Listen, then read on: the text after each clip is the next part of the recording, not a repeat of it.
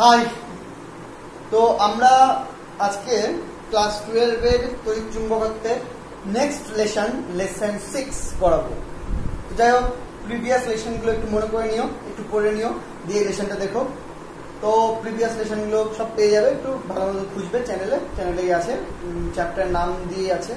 তো প্রিভিয়াস ক্লাসগুলো দেখে নেবে। আমি একটু প্রিভিয়াসটা একবার একটু বলে দিচ্ছি। সেটা হলো যে প্রথমে আমরা ম্যাগনেট শিখলাম, ম্যাগনেটিক ফিল্ড শিখলাম। তারপরে ম্যাগনেটিক ফিল্ড শেখার পর একটা তারের মধ্যে দিয়ে কারেন্ট গেলেও যে ম্যাগনেটিক ফিল্ড তৈরি হয়, সেই ম্যাগনেটিক ফিল্ড, তার ভ্যালু, এগুলো শিখলাম। এবার আমরা যেটা শিখলাম তার জাস্ট নেক্সট ক্লাসে যেটা শিখলাম, প্রিভিয়াস ক্লাসে যেটা শিখলাম, সেটাতে শিখলাম হলো যে একটা কোনো ম্যাগনেটিক ফিল্ডের মধ্যে যদি একটা কোনো তড়িৎ আধানকে ছুড়ে দেওয়া হয়, তাহলে সে একটা ফোর্স ফিল করে, এবং সে যে ফোর্সটা ফিল করে সেই ফোর্সটা হলো তোমার যদি ম্যাগনেটিক ফিল্ডটা আর যে বস্তুটা, যে চার্জটা ছুড়েছি, তারা একে অপরের পারপেন্ডিকুলার হয়, তাহলে তাদের সাথে পারপেন্ডিকুলারলি কাজ করে, এবং ভ্যালুটা যে ফোর্সটা হয় সেটা হলো কিউ ভি ক্রস বি হয়।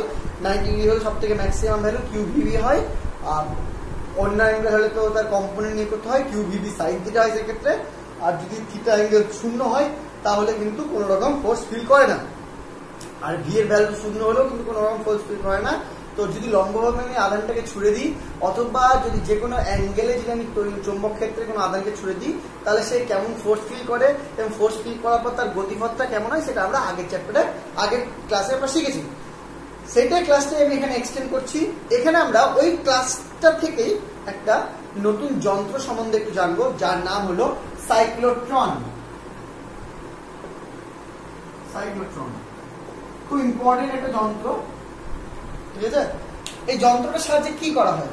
এই যন্ত্রটার সাহায্যে জাস্ট প্রিভিয়াস ক্লাস যেটা করালাম, সেই ক্লাসটার কনসেপ্ট নিয়ে যে কোনো একটা আহিত কণাকে ত্বরান্বিত করা হয়। ত্বরান্বিত মানে তার স্পিড বাড়ানো হয়, ঠিক আছে? মানে একটা কোনো কণাকে, মনে করো এইসব ব্যাপারে কি হয়, অনেক ফিজিক্সের এক্সপেরিমেন্টে তোমার কোনো জিনিসকে কোনো কণা দিয়ে আঘাত করতে হয়। তো কোনো জিনিসকে যখন কোনো কণা দিয়ে আঘাত করবো, আহিত কোনো কণাকে, like helium plus, proton, ion, বিভিন্ন আয়নসগুলো হয়, এগুলোকে আঘাত করতে হয়। তো এই আঘাত করার আগে কণাটাকে তার স্পিড দিতে হয়, মোটামুটি প্রচুর স্পিড দিতে হয়, যাতে আঘাতটা অ্যাপ্রোপ্রিয়েট হয়, সেই জন্য ওটাকে প্রচুর স্পিড দিতে হয়। তো এই কণাগুলোকে স্পিডটা বাড়াবো কি করে? নিজের হাতে তো আমি ছুড়ে দিচ্ছি না, একটা মেশিনই বাড়ায় স্পিডটা। সেই মেশিনটার নামই হলো সাইক্লোট্রন, এবং সেটা কি করে কাজ করে সেটা প্রিভিয়াস কনসেপ্ট দিয়ে কাজ করে। সেটা কিভাবে আমি এখন দেখিয়ে দিচ্ছি, বলে দিচ্ছি। তো যাই হোক, এই জিনিসটাকে পার্টিকেল অ্যাক্সেলারেটরও বলা হয়, ঠিক আছে? মানে পার্টিকেলকে অ্যাক্সেলারেট করে, স্পিড বাড়ায়। ওকে, তো জিনিসটা কেমন হয় সেটা দেখো। প্রথমত একটা তামার তারের তৈরি, যার মধ্যে আরামসে ও আহিত হতে পারবে, এরকম সেরকম তামার তারের তৈরি দুটো ডি আকৃতির শেপের বক্সের মতো নেওয়া হয়, যে ডি আকৃতির শেপটার ভেতরটা ফাঁপা, আর ডি এর পোর্শন দিকটা ফাঁপা। মানে এই যে ডিটা কি না, এটা 3D স্পেসে আছে কিন্তু।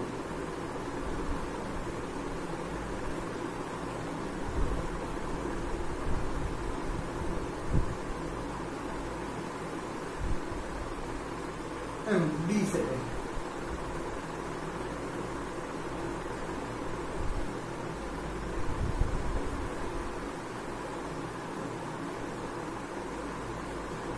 ডি শেপের জিনিসটা।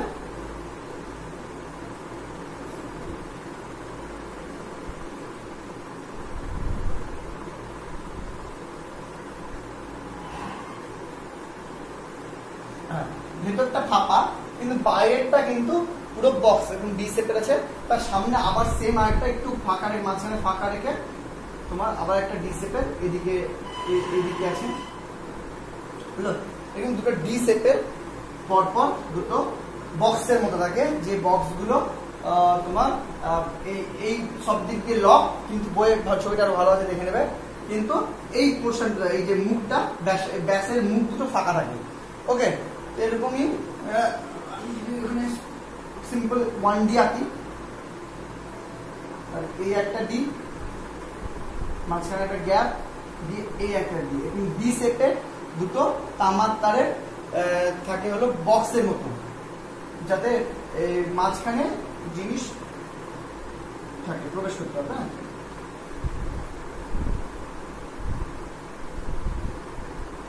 বক্সের মতো থাকে, ঠিক আছে। তো এই ডি শেপের দুটো বক্সের মতো থাকে এবং এই ডি শেপের বক্সের এই মাঝখানে একটা আয়ন সোর্স থাকে যেখান থেকে ওই আয়নটা বেরাবে, ঠিক আছে। তো এই আয়নটা বের করাটা মানে আরেকটা অন্য প্রক্রিয়া আছে আয়নটা বের করার জন্য। আয়নটা হলো ওই মানে ওই কোনো ওই যে সোর্সটা নিচ্ছি সেই সোর্সকে যদি আমি মানে সোর্সের মধ্যে যে গ্যাসটা থাকে সেই গ্যাসকেও আবার উচ্চ শক্তি সম্পন্ন ইলেকট্রন কণা দিয়ে আঘাত করে তোমার ওই গ্যাসকে আয়নিত করা হয়, সেখান থেকে আয়নটা বের করা হয়। মোটামুটি হিলিয়াম প্লাস আয়ন ইত্যাদি ইত্যাদি অনেক রকম আয়ন বেরোয়, ঠিক আছে। তো আমার এখানে মেন সেটা উদ্দেশ্য না, আমার মেন উদ্দেশ্য হলো এখানে যে আয়নটা বেরোলো, সাপোজ হিলিয়াম প্লাস, মানে এই যে কণাটা বেরোলো, এই কণাটাকে আমি এই যন্ত্রটার সাহায্যে কি করে স্পিড বাড়াবো, কি করে ত্বরান্বিত করবো, সেটা হলো আমার উদ্দেশ্য। আচ্ছা, তো যাই হোক, এই হলো মনে করো কণাটা বেরোলো। এবার এই যন্ত্রটার বোর্ডে এবং অপোজিটে এই দুপাশে রাখা হয় চুম্বকের মেরু। ওদিকে উত্তরে হলো, এদিকে দক্ষিণ, বা এদিকে দক্ষিণ হলো, ওদিকে উত্তর। তাহলে একটা মাঝখানে কি তৈরি হলো, একটা চুম্বক ক্ষেত্র তৈরি হলো। তারপরে কি করা হয়, তারপরে এই যে দুটো ডি আকৃতির প্লেট, এই দুটোকে করা হয় একটা অল্টারনেটিং সোর্স দিয়ে তোমার তড়িৎগ্রস্ত করা হয়। অল্টারনেটিং সোর্স কি? অল্টারনেটিং মানে এসি কারেন্ট, সেটা আমরা পরে চ্যাপ্টারে গিয়ে শিখবো। যে কারেন্টের এই যে যেটা ব্যাটারি হিসাবে ইউজ করা হচ্ছে, ব্যাটারির মতো সোর্স হিসাবে, সেটা মুহূর্তের মধ্যে এখানে প্লাস এখানে মাইনাস, তারপরের মধ্যে এখানে মাইনাস এখানে প্লাস, মানে এই মেরু দুটো পাল্টাতে থাকে। মানে একবার এটা পজিটিভ হয় এটা নেগেটিভ হয়, তারপরের মধ্যে এটা নেগেটিভ এটা পজিটিভ হয়। এইভাবে একটা অল্টারনেটিং সোর্স দেওয়া হয় এই ডি শেপটাতে, জিনিসটাতে।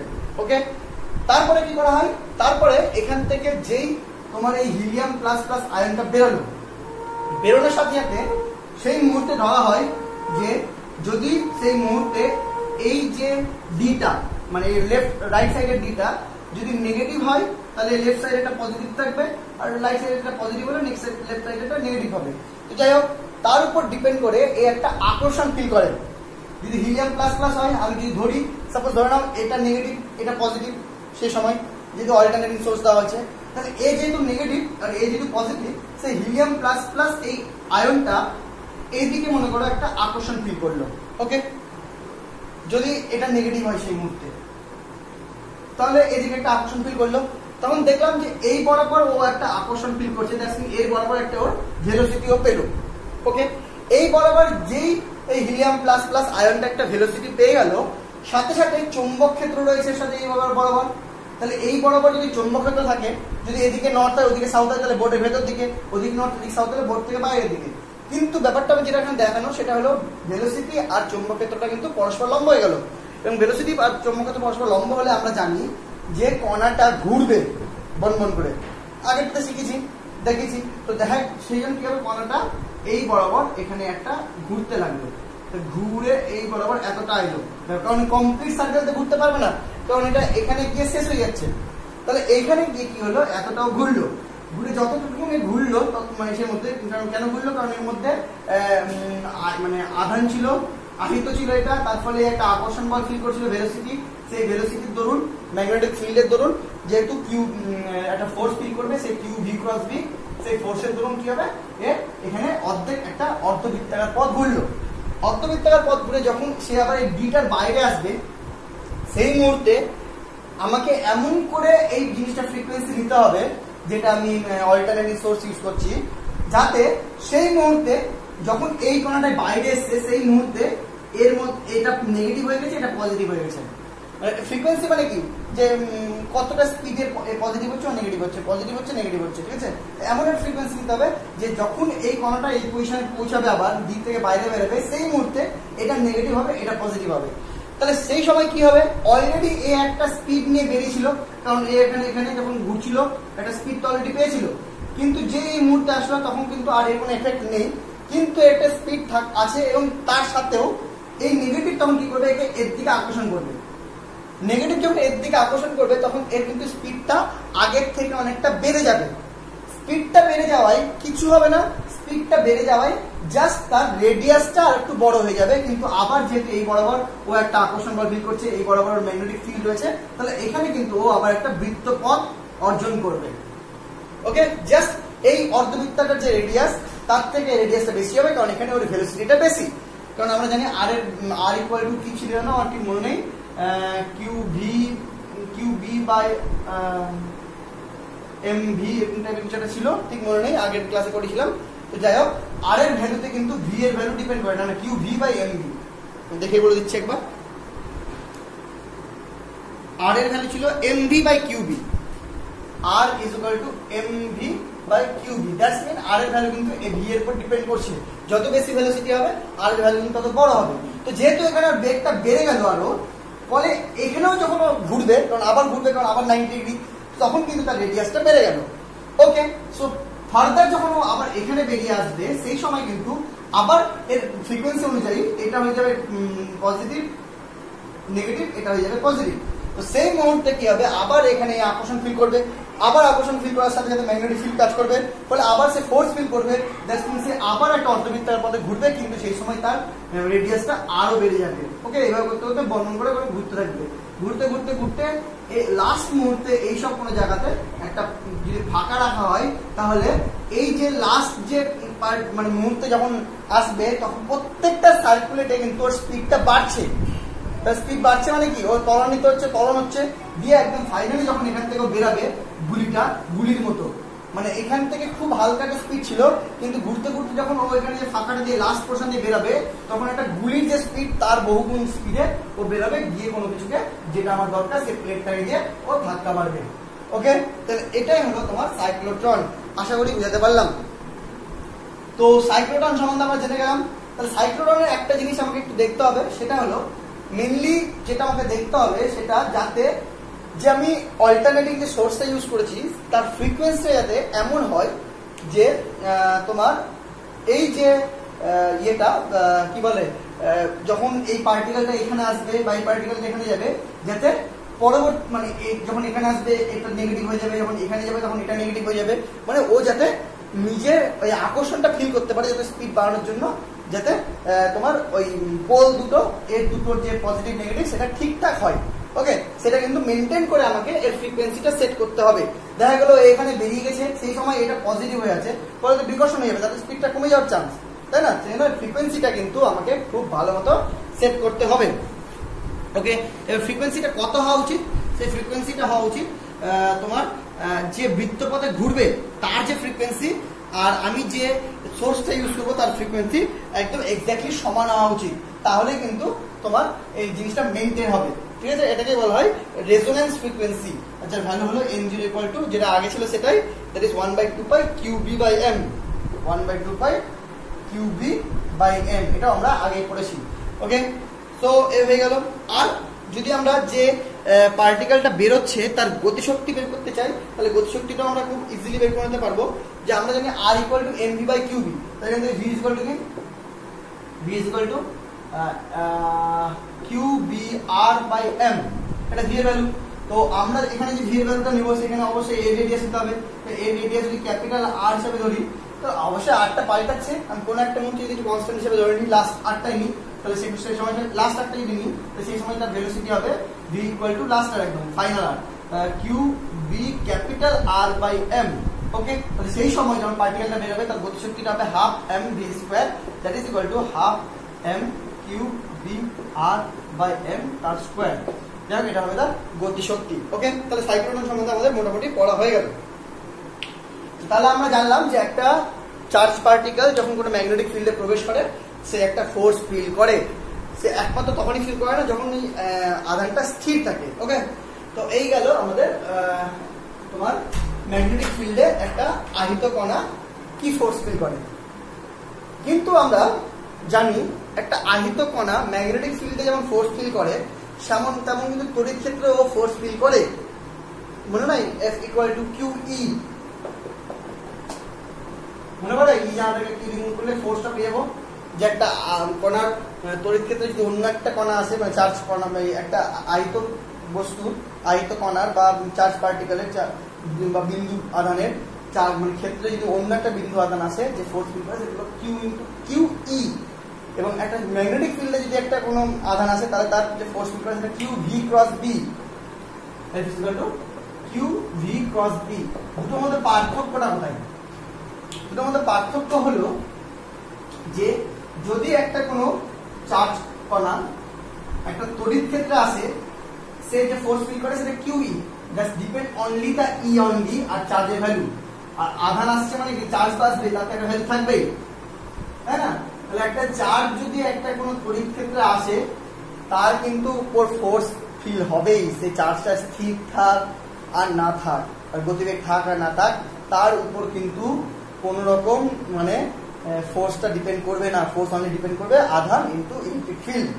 কিন্তু ওই চার্জটাই যদি ম্যাগনেটিক ফিল্ডে আসে তাহলে কিন্তু তার ভেলোসিটির উপর ডিপেন্ড করবে যে ফোর্সটা ওর উপর ফিল হবে কি হবে না, এবং সেটা ভেলোসিটি কোন ডিরেকশনে কাজ করছে তার উপরও ডিপেন্ড করে যে ফোর্স ফিল হবে কি হবে না।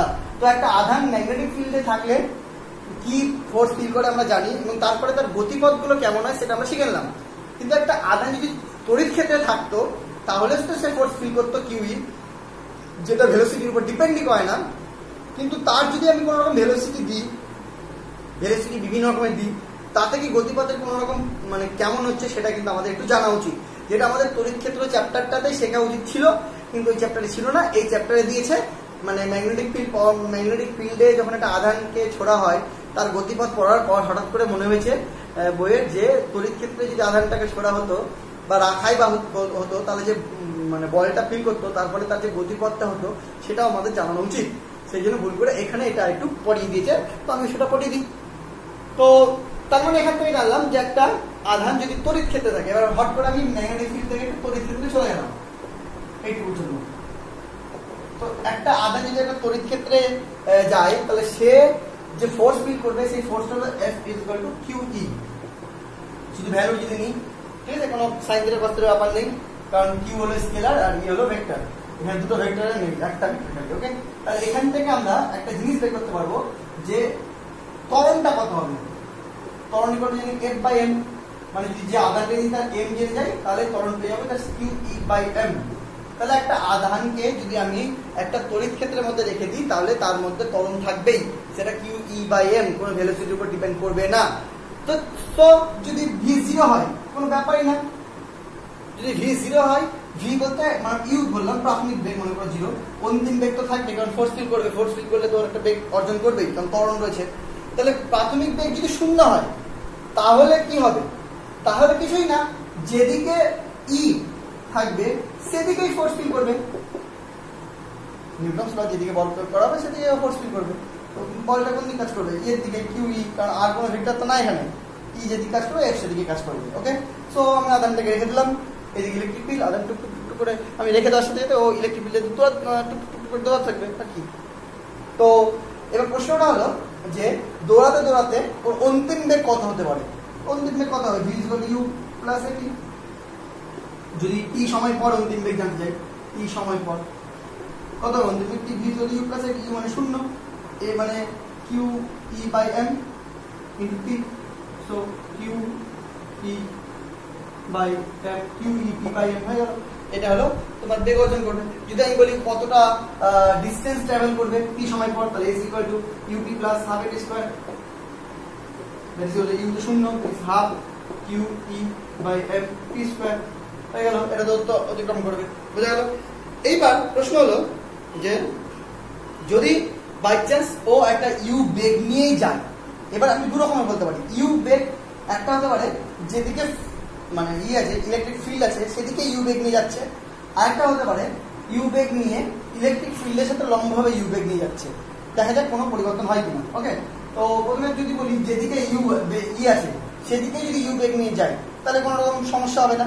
তো সেটা হবে যদি u বেগ শুধু থেকে যায় তাহলে জাস্ট u এর জায়গায় 0 এর জায়গায় u টা অ্যাড হয়ে যাবে, এখানে 0 এর জায়গায় u টা অ্যাড হয়ে যাবে, প্লাস তাহলে আমি তোমার অন্তিম বেগ আর অন্তিম সরণটাও পেয়ে যাবো। কিন্তু প্রশ্ন হলো, যেটা ইম্পর্টেন্ট প্রশ্ন, যে ইউটা যদি বাই চান্স ইলেকট্রিক ফিল্ডের সাথে লম্ব হয় তাহলে কি হবে? এটা একটা ইন্টারেস্টিং ফ্যাক্ট যে ইউটা ইলেকট্রিক ফিল্ডের সাথে লম্ব। দেখো মনে করো এই বরাবর ইলেকট্রিক ফিল্ড কাজ করছে আর আমি এই বরাবর চার্জটাকে ছুড়েছি। ওকে, যদি এই বরাবর চার্জটাকে ছুড়ে থাকি তাহলে এই চার্জের এই বরাবর কম্পোনেন্ট কত? শূন্য। তাহলে ইউ এই এটা যদি 90 ডিগ্রি হয় তাহলে u cos 90 u cos 90 is equal to 0। এই বরাবর কম্পোনেন্ট কত? U cos 90 that is equal to 0। আর এই বরাবর কম্পোনেন্ট কত? U sin 90 that is u only. তাহলে এই বরাবর কম্পোনেন্ট ইউ এর ইউ, এই বরাবর কম্পোনেন্ট 0। ওকে, এটা আমরা জেনে গেলাম। এইবার এই বরাবর যদি কম্পোনেন্ট 0 হয় তাহলে দুই বরাবরই আমার একটা তোমার ভেলোসিটি বের করতে হবে। তো সাপোজ যদি এই যে ইউটা রয়েছে সেই ইউটা যদি দেখি আমরা, তাহলে আমরা কি দেখবো যে এই ইউ বরাবর কোনো ইলেকট্রিক ফিল্ড তো নাই, ইলেকট্রিক ফিল্ড তো এই বরাবর, তার মানে এই বরাবর কিন্তু কোনো ফোর্সও নেই। কারণ আমরা জানি q v F equal to Q E, তাহলে যেদিকে ই থাকে সেদিকেই ফোর্সটা থাকে। তাই এই বরাবর কিন্তু কোনো রকম ফোর্স নেই। তাহলে শুধু এই বরাবর যদি কোনো রকম ফোর্স না থাকে তার মানে এই বরাবর কিন্তু কোনো রকম ত্বরণ নেই। মনে করো এই অবস্থায় যদিও টি সময়ে ওয়াই দূরত্ব যায়, কত দূরে টি সময়? টি সময় যদি ওয়াই দূরত্ব যায় তাহলে আমরা বলতে পারি এখান থেকে যে U equal to Y by T, distance by time. Okay, তাহলে এখান থেকে আমরা বলতে পারি T equal to Y by U. বুঝতে পারলে? এখানে টাইমটা বুঝতে পারলাম। এই সেম টাইমে ও যদি এখান থেকে এক্স দূরত্ব যায় এই বরাবর ধরি, হ্যাঁ, তাহলে সেই এক্স বরাবর এক্স যখন যাবে সেই সময় কিন্তু ওর একটা ত্বরণ থাকবে, কারণ ই আছে। সেই ত্বরণটা কত হবে?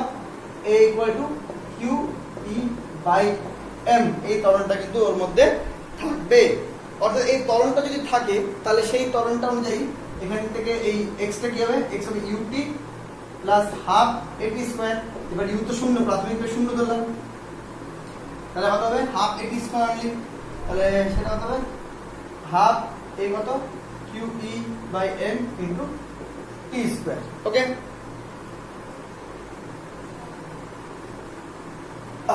কারণ এই বরাবর তোমার ইউ শূন্য কেন? কারণ এই বরাবর আমরা দেখলাম প্রাথমিক বেগ শূন্য, কারণ এই ইউ এর এই বরাবর কোনো কম্পোনেন্ট নাই। তো কত বেরোলো? Half Q E by M into T square. এবার এই টাইমটা তো সেম, তো এই টাইমটা যদি এখানে বসিয়ে দিই তাহলে সেটা দাঁড়াবে half into Q E by M into T এর ভ্যালু কত? Y square by U square.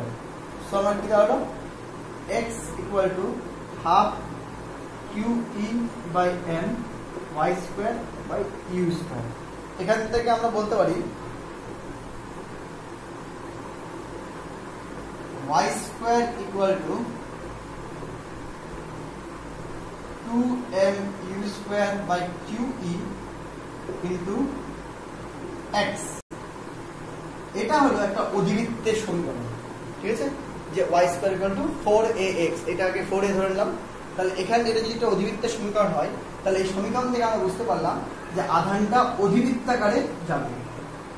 Okay, so এখান থেকে বুঝতে পারলাম যে যদি একটা মানে ইলেকট্রিক ফিল্ডের দিকে না করে যদি 90 ডিগ্রি করে আমি কোনো আধানকে ছুরি তড়িৎ ক্ষেত্রে রেখে দিবে, হ্যাঁ, চৌম্বক ক্ষেত্রে নয়, তাহলে সে একটা অধিবৃত্তাকার পথে ট্রাভেল করবে। ওকে, আশা করি একদম বোঝা গেল। নেক্সট টপিক হলো যদি একটা কোনো জায়গায় ইলেকট্রিক ফিল্ড আর ম্যাগনেটিক ফিল্ড বোথ থাকে তাহলে কি হবে দেখা যাক।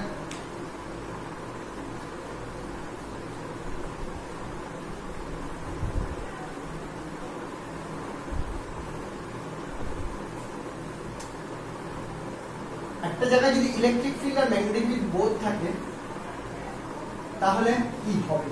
প্রথমত ধরলাম সাপোজ ইলেকট্রিক ফিল্ড আর ম্যাগনেটিক ফিল্ড একে অপরের পারপেন্ডিকুলার। একটা স্পেশাল কেসে নিলাম যে ইলেকট্রিক ফিল্ড মনে করো একদিকে এই তিনটা অ্যাক্সিস, তো তিনটা অ্যাক্সিসের মধ্যে ইলেকট্রিক ফিল্ড আর ম্যাগনেটিক ফিল্ড একে অপরের পারপেন্ডিকুলার। মনে করো এটা ধরলাম ভি, এটা ধরলাম ই। ওকে, এই অবস্থায় আমি এই বরাবর মানে বি এর সাথে পারপেন্ডিকুলার এই বরাবর ভি দিলাম, মানে আধানটাকে ছুড়লাম। ওকে, এবার বি আর ভি যদি আমি জানি তাহলে ইটা আমি নিজের মতো দিতে পারি। কেন দিতে পারি?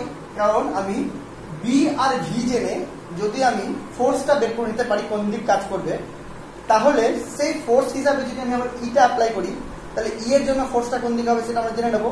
সেইভাবে কিন্তু এই তিনটা জিনিস অ্যাপ্লাই করে, ই আর বি যদি বোথ অ্যাপ্লাই করে, আমি কিন্তু একটা পার্টিকেলের উপর নেট ফোর্স 0 করতে পারি। কেমন করে দেখো, সাপোজ বি আর ভি এইভাবে দিলাম আমরা, ওকে। তো বি আর ভি যদি এইভাবে দিই, তাহলে আমরা জানি যে এই বি এর জন্য আর ভি এর জন্য যে ফোর্সটা তৈরি হবে, সেই ফোর্সটা F is equal to q v cross b. So v cross b, এবার দেখো অ্যাক্সিস যদি হিসেবে নিতে এক্স নিলাম, এটা ওয়াই নিলাম, এটা জেড নিলাম, ওকে। তাহলে অ্যাক্সিস হিসেবে নিতে গেলে ভি ক্রস বি মানে কে ক্যাপ ক্রস বি মানে ওয়াই জে ক্যাপ, কে ক্রস কে যে আই জে কে, তাহলে কে যে উল্টে যাচ্ছি that is minus I cap. তাহলে এখান থেকে আমি বুঝতে পারলাম যে এই বরাবর তোমার কাজ করছে ফোর্স, ওকে। এইবার আমি এই পার্টিকেলটাকে যদি আমি ছেড়ে দিই, তাহলে এই বরাবর ফোর্স ফিল করবে। এবার আমি কি করলাম, এই ফোর্সটাকে ব্যালেন্স করার জন্য ইটাকে জাস্ট ওই লাইনে অপোজিটে অ্যাপ্লাই করলাম, এক্স অক্ষ বরাবর। দেখো তাহলে আমি এক্স অক্ষ বরাবর কেন অ্যাপ্লাই করেছি, কারণ জানি যে বি আর বি এর জন্য যে ফোর্সটা তৈরি হবে সেটা হয় এক্স অক্ষ বরাবর হবে, নাহলে এক্স অক্ষের অপোজিটে হবে। কারণ আমরা জানি এই দুটো যে অক্ষে থাকে এদের ফোর্সটা থার্ড অক্ষে থাকবে, মানে এই দুটোর সাথে পারপেন্ডিকুলার অক্ষটা থার্ড অক্ষ সেখানে থাকবে। তো দেখা গেল সেটা নেগেটিভ এক্স অ্যাক্সিস এর অ্যান্সার আসবে, ওকে। তাহলে নেগেটিভ এক্স অ্যাক্সিস অ্যান্সার আসবে বলে আমরা নরমাল এক্স অ্যাক্সিসে কিন্তু আমি ই অ্যাপ্লাই করলাম। যদি আমার এদিকে আসতো, মানে এটা ভি হতো, এটা বি হতো, তাহলে এদিকে কাজ করতে ফোর্স আমাকে অ্যাপ্লাই করতে হতো উল্টো দিকে ই। তো ই যদি আমি অ্যাপ্লাই করি, তাহলে এই আধানটার উপর কি ফোর্স ফিল হবে, কিউ ই অনলি, ভেলোসিটির সাথে তোমার ডিপেন্ড করে না, ওকে। তাহলে এই কিউইটা যদি এই কিউ ভি কে এটাকে ব্যালেন্স করে দিতে পারে, তাহলে আধানটা এক্ষেত্রে যে এই ভি এর পথে, ভি যেদিকে আছে সেই পথেই যাবে, কোনো গোল গোল ঘুরবে না, কিচ্ছু হবে না, নর্মালি চলে যাবে, মানে তারপর নেট ফোর্স হয়ে গেল 0, ওকে। তাহলে এর উপর যদি নেট ফোর্স 0 হতে হয়, তাহলে অবশ্যই আমাকে কিউ ভিবি কেন, কারণ 90 আর কিউ ই এই দুটাকে সমান হতে হবে। এখান থেকেই বলতে পারি কিউ কেটে গেলে v equal to E by B. তাহলে আমি যদি ই আর বি একে অপরের পারপেন্ডিকুলারলি অ্যাপ্লাই করি এবং ডিরেকশনটা যদি মেনটেন করি যে ফোর্সের উল্টো দিকে হবে, এবং সেই অবস্থায় যদি আমি ই আর বি এর ভ্যালু এমন নিই যে ভ্যালুটার রেশিও যা হবে সেই ভ্যালুতে যদি আমি ভেলোসিটি নিই, তাহলে আমরা কি দেখবো যে মানে পার্টিকেলটা দুটো ফোর্স ফিল্ড থাকা সত্ত্বেও কোনো রকম ডিফ্লেকশন না হয়ে যে বরাবর গেছে সেই বরাবর চলে যাবে। এটা খুব দারুণ একটা জিনিস, এবং এটা একটা কাজে লাগানো হয় ভেলোসিটি ফিল্টার বা বেগ ফিল্টারের কাজে লাগানো হয়। কেমন করে, একটা যন্ত্র আছে মনে করো, তো একটা যন্ত্র মনে করে এরকম রয়েছে, এরকম একটা যন্ত্র রয়েছে, এই যন্ত্রের এখানে একটা ছিদ্র আছে, এখান দিয়ে একটা পার্টিকেলকে পাস করতে হবে, এখানে প্রচুর পার্টিকেল এর দিকে ধেয়ে আসছে, ঠিক আছে। তো এর মধ্যে দিয়ে কোন কোন পার্টিকেল গুলো পাস করবে, কোন কোন পার্টিকেল, সবটাই কিন্তু এই বরাবরই ধেয়ে আসছে, কিন্তু একমাত্র সেই পার্টিকেলটাই পাস করবে যে পার্টিকেলটার ভেলোসিটি কোন রকম ডিফ্লেকশন করবে না, ওকে। তো তার জন্য আমাকে কি করতে হবে, এখানে আমি ই অ্যাপ্লাই করবো as well as B apply করবো, এবং ই আর বি দুটাই আমি একেবারে পারপেন্ডিকুলার অ্যাপ্লাই করবো, এবং তারপরে যে পার্টিকেল গুলো থাকবে সেই পার্টিকেলের মধ্যে যে পার্টিকেলটার ভেলোসিটি ই বাই বি এই রেশিওটা মেনটেন করে যাবে, সেই পার্টিকেলটা যদি এই পথে যাচ্ছিল, তো সে এই পথ থেকে এক ফোঁটাও ডিফ্লেক্ট করবে না, বাকি যেগুলো মেনটেন করবে না সেটা একটু একটু এদিক ওদিক ডিফ্লেক্ট করবে। তারপরে সেই পার্টিকেলগুলো যারা ই বাই বি মেনটেন করবে তারা এই ফুটো দিয়ে বেরিয়ে যাবে, এবং সেই ভেলোসিটি वाला পার্টিকেলগুলোকে আমি ফিল্টার করে নিতে পারবো, ওকে। তো এরকম ভেলোসিটি ফিল্টার হিসেবে ইউজ করা যেতে পারে, ঠিক আছে। এবার প্রশ্ন হলো যে যদি আমি যে ইটা অ্যাপ্লাই করেছি সেটা একদম অপোজিটে না অ্যাপ্লাই করি, তাহলে যে ভেলোসিটি অ্যাপ্লাই করেছি সেটা ই বাই বি এর রেশিও না মেনটেন হয়, তাহলে সেক্ষেত্রে ওই দুটো সমান হবে না। আর ওই দুটো সমান না হওয়া মানে কি, ওই পার্টিকেলটার উপর as well as magnetic force as well as electric force দুটোই কাজ করবে। কথাটা বোঝা গেল? যদি আমি একদম যেদিকে ম্যাগনেটিক ফোর্সটা কাজ করছে তার উল্টো দিকে ই না নিই, তাহলে কি ই এর জন্য আলাদা একটা ফোর্স কাজ করবে, তো পার্টিকেলটার উপর ম্যাগনেটিক ফোর্স ইলেকট্রিক ফোর্স দুটোই কাজ করবে। অর্থাৎ যদি একটা পার্টিকেল যদি ইলেকট্রোম্যাগনেটিক ফিল্ডের মধ্যে থাকে এবং ইলেকট্রোম্যাগনেটিক ফিল্ড যেভাবে আমি আগেরটা বোঝালাম সেরকম মেনটেন না করে থাকে, যেমন খুশি ভাবে থাকে, তাহলে পার্টিকেলটার মধ্যে মোট যে ফোর্স কাজ করবে সেটা F equal to Fe as well as Fm, okay. So Fe মানে QE আর Fm মানে QB ক্রস B। তো এই দুটো মিলে যদি এই দুটোই কোনো পার্টিকেলের মধ্যে কাজ করে তাহলে এই ফোর্সটাকে বলা হয় লরেন্জ ফোর্স। কি বলা হয়? লরেন্জ ফোর্স মনে রাখবে, বা লরেন্জ বল। ঠিক আছে, তো এই আমরা লরেন্জ বল সম্বন্ধে জেনে গেলাম। তো এই হলো পার্টিকেল নিয়ে পুরো আলোচনা, আয়ত পার্টিকেল নিয়ে, যে আয়ত পার্টিকেলটা যদি একটা ম্যাগনেটিক ফিল্ডে থাকে। যাই হোক, নেক্সট ক্লাসে আমরা কারেন্ট, মানে একটা তারের মধ্যে যদি কারেন্ট যায়, তো তারের মধ্যে কারেন্ট যাওয়া মানে কি পার্টিকেলটাতে গেল, ইলেকট্রনটাতে ফ্লো করছে, ইলেকট্রন চার্জ পার্টিকেলই। তাহলে ওই চার্জ পার্টিকেল যদি কোনো ফোর্স ফিল করে, তাহলে প্রবাহী চার্জ পার্টিকেলটা বেরিয়ে যাচ্ছে না ফোর্স ফিল করে, তাহলে গোটা তারটা, যে তারের মধ্যে দিয়ে কারেন্ট যাচ্ছে, সেই গোটা তারটাই ফোর্স ফিল করবে। সেই ফোর্স ফিল করাটা তারটা কেমন করে নড়বে, কোন দিক যাবে, সেই সম্বন্ধে আমরা নেক্সট ক্লাসে পড়বো। আর নেক্সট ক্লাসে আমরা গ্যালভানোমিটারটাও করে নিয়ে, আর লাস্ট ক্লাস নেক্সট ক্লাসে আমরা চ্যাপ্টারটা শেষ করবো। Okay, thank you, tata, bye by.